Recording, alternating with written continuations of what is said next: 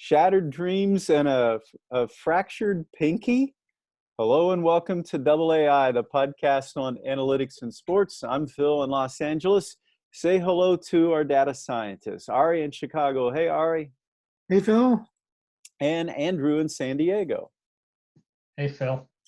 Well, guys, as we sit here, 1 month down and 5 to go, and one of the beauties of baseball is also what makes it so cruel, and that's unexpected. Think of this, which is worse? Starting pitchers averaging only 83 pitches per start, but dominating, or Mets fans already booing, slumping Francisco Lindor, or Jesus Luzardo's broken pinky playing video games? Andrew, which one of those three, you got it? Which one's worse, real quick? I think as a baseball traditionalist, it's the few number of pitches being seen and what it's doing to offense in the game. The New York Mets booing anyone, I mean, that doesn't surprise me at all. It's New York. And Ari, of those three, which one most fascinates you? Being a video game player my whole life, I would go with that one. It's unconventional injury. How do you do that? How do you break your little finger playing a video game? I don't know, but if you're in VR, you have like these hand things and you can't see. And if you have a chair in it, like you're playing ping pong, you whack it. I've done that with my hand. But if it's not VR, I don't know. All righty. Well, 1 month down, 5 more to go. And if it continues to be this unexpected, and we expect that it will continue to be this unexpected, that's the beauty of baseball. We're going to do one big thing about the season so far. And Ari, one big thing is something you had, a thing that you were involved with. Yeah, well, just last night, the Orioles' John Means threw a no-hitter, and it's a great story. It was it got a lot of debate.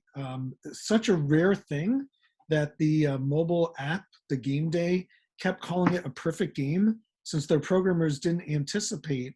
They just wrote, if there are no hits, no walks, and no errors, it's a perfect game. But it was like a wild pitch, strike 3, where the runner gets safe on first. And then he was thrown out trying to steal second. So minimum 27 batters. So never happened before. And there's now discussion, should we get rid of that rule? But besides that point, throwing a no-hitter, the first complete game no-hitter of my lifetime for the Orioles.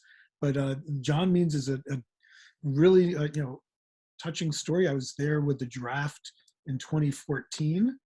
He started playing in a junior college, JC, then moved to West Virginia University. So not like a top tier school, but we saw different pitch types and some command, which was really evident yesterday. And then we helped develop him with the Orioles. And then I remember the day we decided to give him the call up in 2018, and just a few short years later. And it's not just that he got a no-hitter, that's almost a fluke thing. You can get a one-hitter and have a great game. But if you watch him pitch, like the command, hitting the corners, changing the speeds, reading the batter, it was just great to see. He actually almost dropped out of baseball before we called him up in 2018. It's making the Twitter rounds. He had a LinkedIn webpage. He had to take, since he was looking for a job, and he had to take a part-time teaching job while playing baseball to pay the bills, which speaks to the minor league getting underpaid, but another topic. But yeah, bottom line is, feel-good story, somebody who almost dropped out of baseball, vastly improved capabilities, partly leveraging technology, and throws first complete game, perfect no-hitter in Orioles in 52 years since Jim Palmer. 11th round draft pick, right? Yeah. Senior sign money? Yes. Yeah. So that's probably anywhere of $1,000, $2,000, or $5,000, somewhere in there somewhere.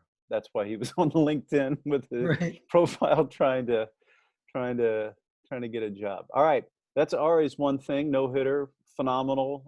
It really is. Andrew, one thing that strikes close to your Twin Cities heart. Yeah, I think Twins fans, and actually most of Major League Baseball, has been waiting for Byron Buxton to break out and show the potential everyone thought he had since the day he was drafted. right? Always very high on the Baseball America prospect list. It looks like he broke out in April with an average over 420 and a slugging percentage wasn't over 1 for the month. He's the first player over 420 and 890 since Chipper Jones did it in 2006. So a really impressive month for him. And hopefully this really is the breakout everyone's been waiting for. Wow. Well said. For me, the one thing, pitchers throwing harder than ever before, hitters suffering a historic low batting average, 232. That's amazing. And it's the why behind that. Hitters averaging 9 strikeouts per game. That means with 2 teams, we're getting an average of 18 strikeouts per game. That'd set a record if it continues. I'm curious to see how much that does continue throughout the year. Despite that, Mike Trout, best month of his career. He hit 425 for the month. I think he's down to just above 400 right now, but he hit 425 for a month. That's amazing. Guys, we talk about these things and stats and analytics. Ari, if you take a look at April stats, just some of the, they just jump off the page, and Jason Stark of The Athletic did that. Run through those for us. Yeah, and there's so many changes in the game, the way it's being played, but as the results, the common offensive stats, on base, slugging, OPS, hits per game, very low. So on base percentage, 309, that's the lowest since 1968. Slugging percentage, 389, the lowest since 2014. OPS, which Moneyball kind of put in the framework as one of the more premier offensive categories, the lowest since 1989 with a 698. And then hits per game, batters just are not getting hits. It's the lowest ever in history, ever, 7.63 hits per game. And that's why it makes, Andrew, what you talked about with Buxton and then what I referenced with Trout so amazing, because they're facing the best velocity forever, for sure. And that sticky stuff the pitchers are using today to create lateral movement on sliders, cutters, and 2-seamers, and depth on breaking balls, curveballs, they just baffle hitters and umpires. It's tough. That ball dances in and out of the zone. In April, 6,924 strikeouts compared to over 1,000 fewer hits. That's the largest strikeouts to hits ratio of any month in baseball history. All right, Andrew, let's go ahead. Before we go on, I am so glad that Major League Baseball announced they were going to crack down on that sticky stuff and not let that go forward this year. It's clearly working. Right. Well, measure it. It's measurable. Yeah. I wasn't going to bring this up, but earlier this month, Means, who threw the no-hitter, got caught, and it's on Twitter. If you Google Means sticky stuff, Yankees Twitter, you'll get him reaching into his glove pocket, and his 2 fingers actually stick to the glove. He has a hard time yanking them out. I suspect, let's just say that they are collecting data. Mm-hmm. Now, what they're going to do with it, we don't even know. Now, guys, I want you to bat back and forth here about Luzardo and the broken pinky. Andrew, he makes the rookie minimum. That's about just over $500,000, $575,000 and $500,000. He is drafted by the Nats. They paid him a bonus of $1.4 million. You think he could hire somebody to play for him? Full contact game playing. I don't know. I don't know what to say here. I mean, if you told me that of the baseball players I had, I have a motorcycle racer, a horse rider, a boxer, and a video game player, I'm going to pick the video game player, all else being equal, right? I mean, many of those other things are written into the contract as thou shalt not. So this is such a freak injury. You have to wonder what was going on. But then, he's not the first freak injury, right? David Wells hurt himself tripping over a bar stool. I mean, things like this happen. Yeah, Tim Cruise, I think, cut off his finger by slamming it in a door. Mm-hmm. Well, that's what makes baseball so beautiful. It's random, and it's 162 games, and life breaks out all over. Triple Crown. Looking ahead to the Preakness Stakes, Andrew, let's run through the odds. Yeah, absolutely. So the Derby champ, Medina Spirit, is not surprisingly the colt to beat. 7-2 early odds. Mandolin is next at 6-1. Concert Tour, Caddo River, follow along. Right? Medina Spirit was a 12-1 long shot when it won the Derby. So interesting to see how it goes. Yeah, but it was a $1.86 million victory in the Derby over the weekend. And Andrew, soccer update for across the pond, English Premier League. Yeah, we have once again a major European-wide competition that's going to come down to two clubs that know one another really, really well as they play in the same league. Manchester City and Chelsea both knocked off their opponents, PSG and Real Madrid, this week in the semifinals, and will now face one another in Istanbul at the end of the month for the Champions League. We'll come back to that in a minute. Ari, gamer business, Activision Blizzard is redefining growth again. Yeah, well, Activision, if you've ever played Pitfall back in the 70s, 80s, one of the pioneers in home gaming, and have grown significantly. Redefining growth again, 27% net revenue growth, 2021. In the first quarter, $2.28 billion net. So think of that for video games. That's an incredible amount. I remember when Atari went bankrupt and had to throw their consoles in a heap in the desert, and then the industry revitalized. Call of Duty is huge, not only for the game, but you have in-game purchases, so you get addicted. And while you're playing, you give real-life money to get upgrades. So those in-game purchases grow 60% in the quarter. And then monthly active users across all of the Call of Duty, 40% growth year over year, and tripled in just 2 years. So you're looking at 150 million active users. As a side note, the co-founder of Activision, working with Data Robot, he co-started this other gaming company called Green Park, which is focused on mobile. So huge fan and thrilled to be able to work with him and the team. But yeah, huge numbers. Millions of people, billions of dollars. NFL draft. Andrew, this was really interesting. Yeah, I mean, I've seen betting halts before. Yeah. Right. We think of betting halts happening, where I see them a lot of times is in smaller level European soccer or lower level tennis, where a bunch of really weird bets come in and they worry about some sort of fixing and they shut it down. But this time during the draft, William Hill and other sportsbooks actually shut down betting, and it had nothing to do with the draft itself.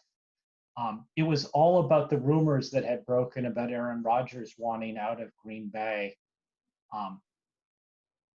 And so they stopped taking bets on the Packers win totals, odds of winning the Super Bowl and the NFC North because of those rumors. I do think it's a little bit interesting because when the Packers took a quarterback early last year, most people figured that Rodgers was on his way out one way or another. He clearly wasn't going to be happy. So I'm just a little surprised that it took a year for people to really register, and anyone was surprised that he actually said he wanted out. Well, the funny thing about it is guys learned from last year, and the money rushed to what were the best guesses of where Rodgers may go. Denver Broncos was the best guess. And truth is, a couple of guys made bank last year on Tom Brady jumping from the Patriots to the Bucks, and that's why there was the immediate shutdown. Also, really fascinating. It appears many of the same bettors who backed Mac Jones to go third overall wised up a day or two before the draft, then covered their own bets with a prop bet on Jones to go over. So what looked like easy money on him going third overall, he did not, to the Niners. They ended up covering their bets by going the over on 3.5 and made their money back. Really interesting strategy and showing that how active that is. Now, all right. Before we leave that, we should talk. I think it's a sign of the professionalization of some of these betting markets. Great idea. Yeah. Think about this. This is very common for what people will do on the stock market, where they'll effectively hedge the bets they're making in similar ways to cover themselves. So yeah, I'd expect to see more of this going forward as we see sports betting hedge funds start up, companies looking for these sorts of returns. Yeah. Well, that takes us right into the next thing. Andrew, grab that about Bally's, DraftKings, and Penn National. So Bally's is rolling out their sports network. I think a lot of them have rebranded. I don't know because I don't think that they got the San Diego one in the process. But their branding of the sports network has started a trend. The other sports books are now looking at this saying, we need to begin providing content. We need to begin bringing in. And it may be that the top media personalities on ESPN, CBS Sports, NBC Sports aren't going to move between those properties, but may begin moving towards sports books instead. And we've already seen the first time DraftKings cut a $50 million deal with Dan Le Batard of ESPN and I think the Miami Herald. And Penn National Gaming bought a 36% stake of Barstool Sports for $163 million. So clearly trying to drive content in addition to the pure sportsbook play. Well, and guys, in terms of sheer revenue, this is where the action is right now. But at the same time, it's cutting into the heart. It's really stabbing the heart of the pure idea, or just if you enjoy competition or the idea of competition, it's really stabbing in the heart of that. It's an interesting thing. They're going where the money is, but how many fans do they cost themselves in the process? Yeah, yeah. Well, and we talked about Super Soccer League. We even joked before we went on about a Super Chess League. Andrew, why don't you close this out with the rumors and certainly the headlines of a Super Golf League? Yeah, it broke today that there's a rumored Super Golf League being proposed, sponsored by Saudi billionaires. It plans to have 5 events in 2022, 16 players grouped into 4-man teams. I think they were looking for 12 total teams to make this work or something. Each would compete at individual and team level. The rumors were anywhere from $30 to $60 million signing bonuses to the biggest names to maybe 15, 20 million for most of the players. Many of them have said they're listening. Rory McIlroy came out very strongly against. So we're seeing a little bit of both. It'll be interesting to see where this goes. I don't know. It's clearly where the money is. But on the other hand, those PGA Tour premier events are worth an awful lot of money to those top players. So we'll see what happens. All righty. Well, guys, we're going to wrap up with where we started, baseball. We have not mentioned Shohei Ohtani today, and we want to apologize to the many Shohei followers who have followed us because we have gone deep on him 2 of the last 3 podcasts. Thank you for watching and listening to us in Japan and throughout the Pac Rim, all of you Shohei fans. I'm one of them right now. I watched him pitch last night. But we will finish with an Angels note. Guys, as we were recording this here on, I think it's Thursday morning, the Angels released Albert Pujols. Immediate reaction, Ari. I interviewed myself. Yeah. Wow. I remember him from the Cardinals day. He had at the time the largest contract in history. Somewhere like $250 million. They had just gotten a TV deal. He's been one of the mainstays of the game for decades. But they got a new GM, Perry, whom I've known in the scouting circles, and you have a new GM. They want to do best interest long term for the organization, and Albert. And this is the first I heard of it. So Albert is a fan favorite, but now they have Ohtani, Trout, others. So it's like less of a gut impact for fans. Well, there are several sides to this. It'll be interesting, but you're referring to that 10-year, $253 million contract. Some will look at it and say, the Angels, Albert's given them his best. They should stay with him. Others will look at it and say the Angels are trying to win, and Albert just really has struggled for the last 3 years at least. You could really say the last 5. And then another way of looking at it is he's released now. Maybe the Cardinals can pick him up, sign him to a one-day contract.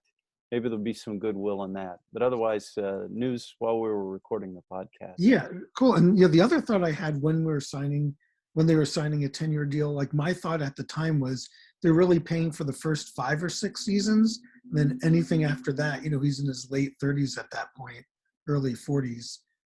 It's just bonus. So yeah, I had no expectations that he would be a great player 10 years in the future. Just kind of looked at it that they did 10 years just to get the deal done. That's what the agent wanted.